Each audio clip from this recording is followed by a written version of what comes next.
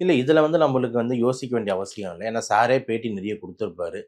60 சரக்குல ஆரம்பிச்சு வந்துட்டு நான் வந்து 60,000 வரைக்கும் நான் ட்ரை பண்ணதே ட்ரை எல்லாமே பண்ணியிருக்கேன் அப்படின்ற மாரி சொல்லியிருப்பாரு. ஸோ இதுலேருந்தே நம்மளுக்கு வந்து ஒரு ஆங்கிள்ல ஒண்ணு வைக்கலாம்.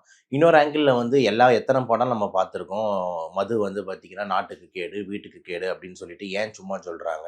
அது மட்டும் இல்லாம எவ்வளோ கேஸஸு எத்தன தாய்மார்கள் இங்க வந்து தமிழ்நாட்டுல வந்து தாலி அறுக்கிறதுக்கு முக்கியமான காரணமா டாஸ்மார்க் இருக்குன்னு சொல்லிட்டு நம்ம எல்லாருக்குமே தெரியும். எத்தன போராட்டங்கள், எத்தன ஆர்ப்பாட்டங்கள் எதிர்க்கட்சிகள் பண்ணுதுன்றது நம்மளுக்கு தெரியும். ஸோ இது வந்து தெரிஞ்ச உண்மை. என்னன்னா, குடி தான் மெயின் ரீசன் ஃபார் ஈரல் கெட்டு போறது.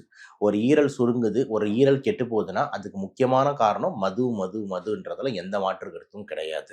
ஸோ இப்ப இவரு கேஸும் வந்து ஈரல் சுருக்கம், ஈரல் கெட்டு போயிருக்கு அப்படின்னும்போது, கொஞ்சம் இந்த மாரி ஒரு ஹிஸ்டரி இருக்குன்னும்போது, எவ்வளோ குடிச்சாரு அதெல்லாம் நமக்கு தெரியாது. பட் ஆனா ஹிஸ்டரி இருக்குன்னு எல்லாருமே சொல்றாங்க. கூட அது மாரி அவரே சொல்லியிருக்காரு அப்படின்னும்போது, கண்டிப்பா முதல் ரீசன் அத நம்ம வைக்கணும். ஓகேங்களா? ஏன்னா ஆல்கஹால் தான் மெயின் ரீசன்.